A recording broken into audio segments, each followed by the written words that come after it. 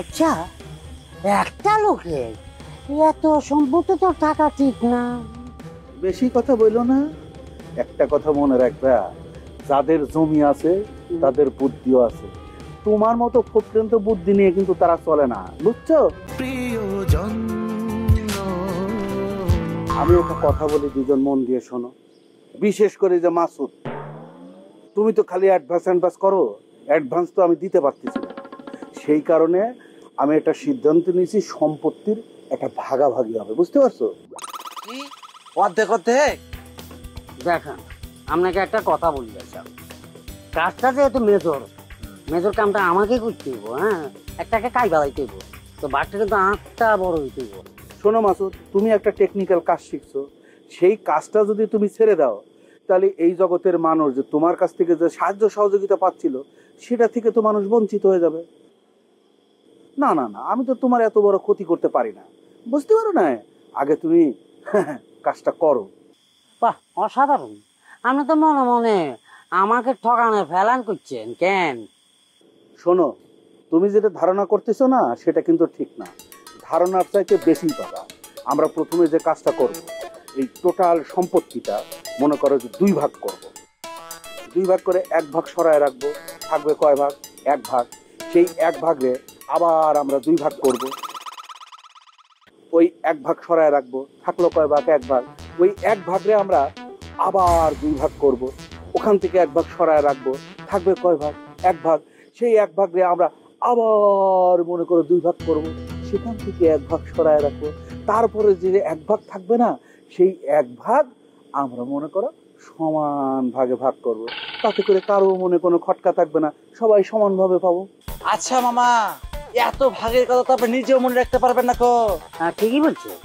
আপনি যেভাবে একটাকে 14টা ভাগ দিচ্ছেন, ভাগ দিয়ে 14টাকে 14টা ভাগ দিচ্ছেন, আমি তো মাথাও লেগেছে। এখন আমাকে তো ক্লিয়ার করে বুঝাই বলেন, এই ভাগাভাগির ব্যাপারটা কি? আমি 100% শিওর করে বলতে পারি, আমার মামা এই বিষয়ে একটা কথা বলতে পারবে না। আরে দূর বেটা, আরে কথাটা ভালো করে শুনে। আমি যে ভাগের কথাটা বলছি, সেই ভাগটা হচ্ছে সবার জন্য ভালো।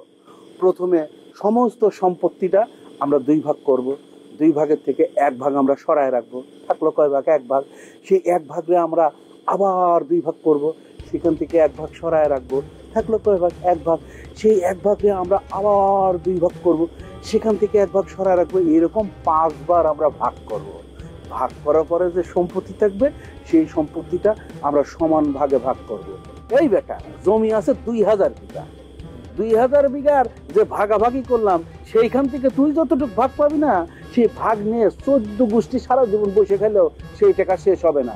সিনেমাতে কি বাদাম খাবি, ভাত খাবি, গোস্ত খাবি, পোলাও খাবি, শেষ হবে না, বুঝছিস? আচ্ছা, একটা লোকের এত সম্পত্তি তো টাকা ঠিক না। বেশি কথা বললো না, একটা কথা মনে রাখবা, যাদের জমি আছে তাদের বুদ্ধিও আছে। তোমার মতো ফুটন্ত বুদ্ধি নিয়ে কিন্তু তারা চলে না, বুঝছো? কথা ফাইনাল। এত ভাগাভাগির পরও যে সম্পত্তিটা পাবে না, আগে কইছিলাম না, 14 গোষ্ঠী বৈশাখ খাইলেও তোমার ভাগ শেষ হবে না, বুঝতে পারছো? এখন আমি যেটা বলতেছি সেটা মন দিয়ে শোনো। আজকের রাত কিন্তু আমাদের জন্য খুব ভালো একটা রাত। আজকে একটা মেয়ের বিয়ে হতে যাচ্ছে। সেই মেয়ের বিয়ের আসর থেকে তুলে আনতে যাচ্ছে। যে মানুষটা তুলে আনতে যাচ্ছে সে খুবই ডেঞ্জারাস, ভয়ানক। সে কিন্তু কাজটা করবে। এই ফাঁকে যদি আমরা এই কাজটা মানে তুমি মাসুদ করে ফেলো, তাহলে কি হবে? দোষটা কার হবে? ওদের হবে তো। আচ্ছা মাসুদ ভাই, আপনি জানালার সাইড দিয়ে ঠাস করে মারতে পারবেন না? ছোট ভাইয়া, এই জানলা বলা, বদনার হুড়া বলা, যেখান দিয়ে বললাম জানার জন্য ব্যাপার না। আমি আমার জায়গা পজিশন করে আমি মারতে পারি, এটা কোনো ব্যাপার না। যে ব্যাপারটা হয়েছে যে একটা বিয়া, বাসর ঘর।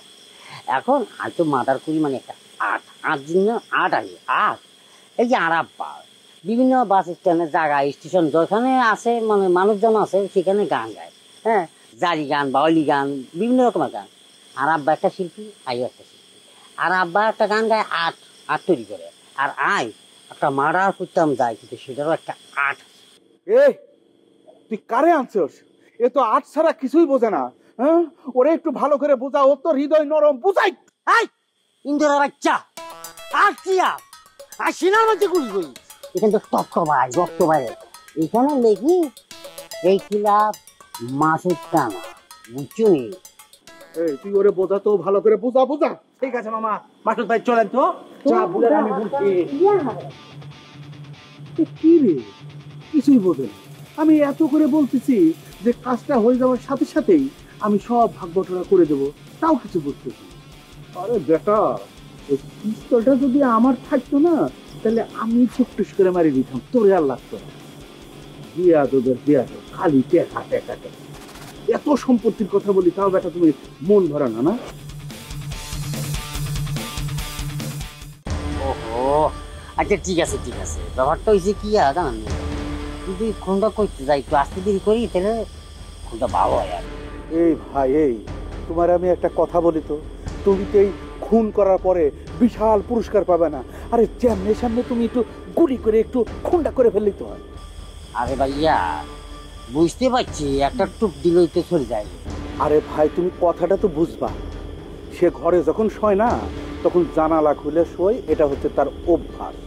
সে বউ নিয়ে শুক আর নাহলে একা শুক, তাতে তোমার সমস্যা কি? তুমি খালি একটু বন্দুকটা কাছে দিয়ে দিয়ে ঠুস করে মেরে দিও, পারবা না?